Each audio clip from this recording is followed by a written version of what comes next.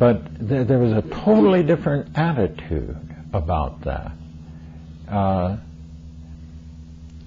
which borders more on self-effacement. We are so invested in what we write, so much ego in it. Oh, I heard a sort of joke last week, kind of a joke. Two friends meet after 30 years they've been apart, and they're catching up. They were together in graduate school and so on, and one of them realizes that he's done all the talking, says, "Okay, enough about me, let's talk about you. What do you think of my last book?"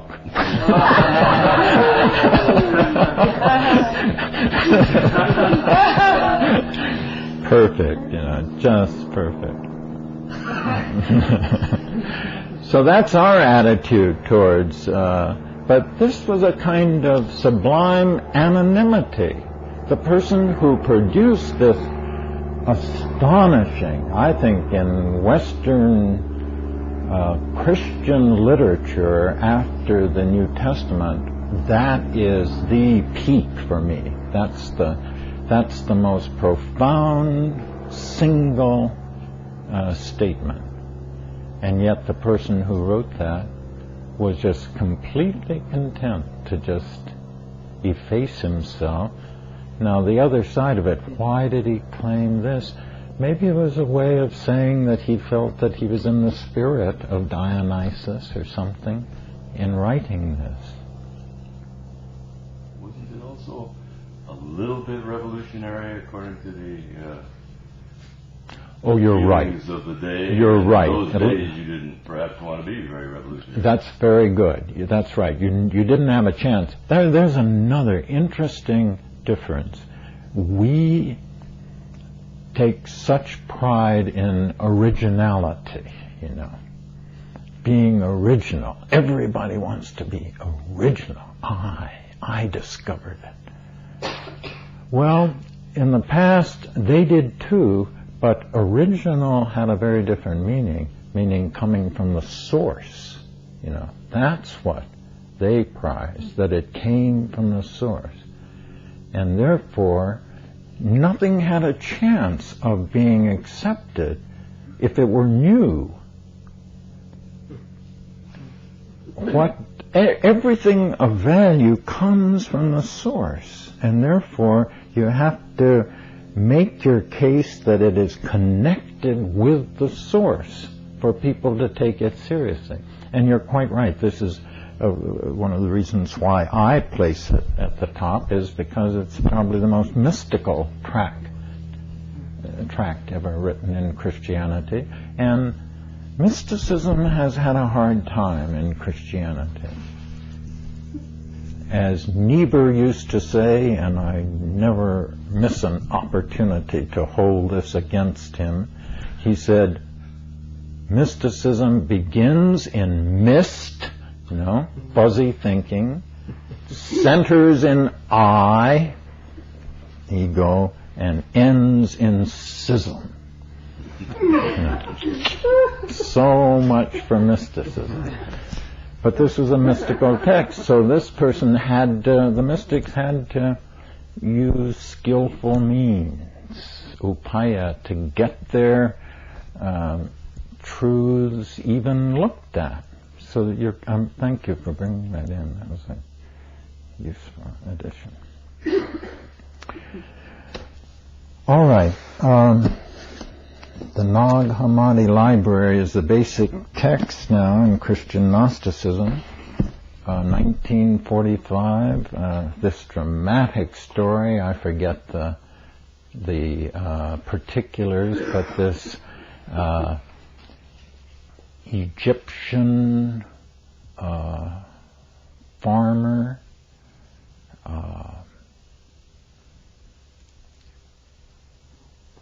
digging comes on this jar. No, throwing a stone. I get it mixed up with a Dead Sea Scroll. Anyway, it's all told very graphically, and in a few pages pick it up during the 2 days.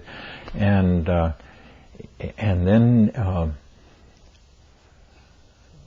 part of it was used as fire, I mean, just to warm themselves, but somehow somebody saw it who thought it might have merit, and somehow it got to this acquaintance of that Joan and mine, Kisbel, the New Testament and patristic scholar from the Netherlands, who was astonished when he, of course, can read Coptic, when he opened, these were manuscripts, when he read, let me just read you the opening line.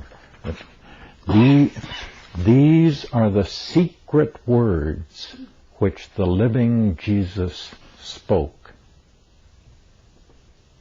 Your hair begins to go on end. The secret words that Jesus, the living Jesus, spoke. And Thomas wrote them down. Now, Thomas is the disciple who, according to tradition, went to India. So again, the Western path towards Asia, the way in which in this Gnostic perspective, there's a meeting of these two hemispheres, which Jung, of course, said are the two hemispheres of the human consciousness. Asia, he said, is the West's unconscious.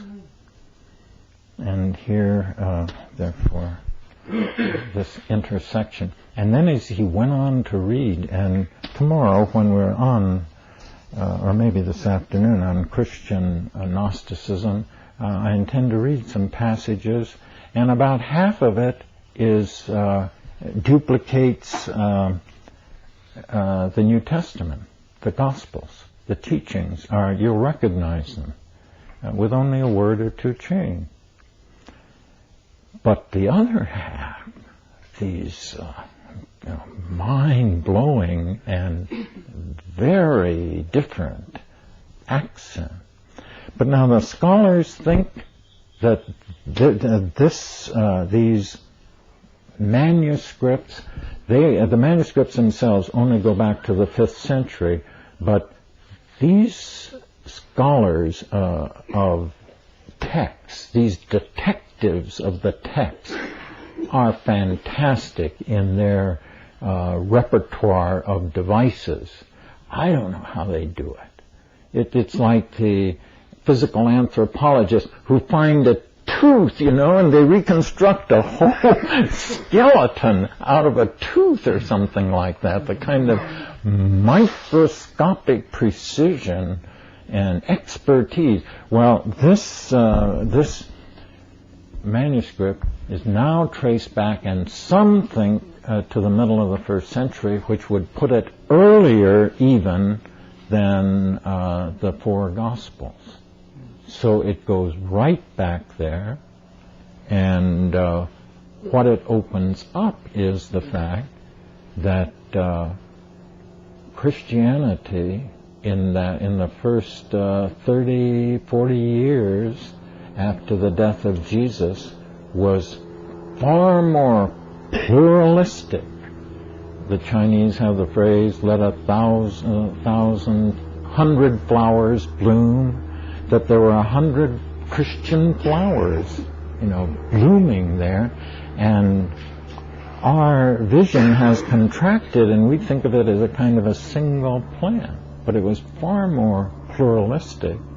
And the exciting prospect, of course, is that this opens the aperture of our knowledge to a vastly richer field of primitive Christianity than we had suspected, and which we've lost sight of. Anyway, that's sort of looking ahead. But the texts now have been translated by an international team of scholars, and this is the standard book on it. Then Elaine Pagels has done a brilliant job of popularization.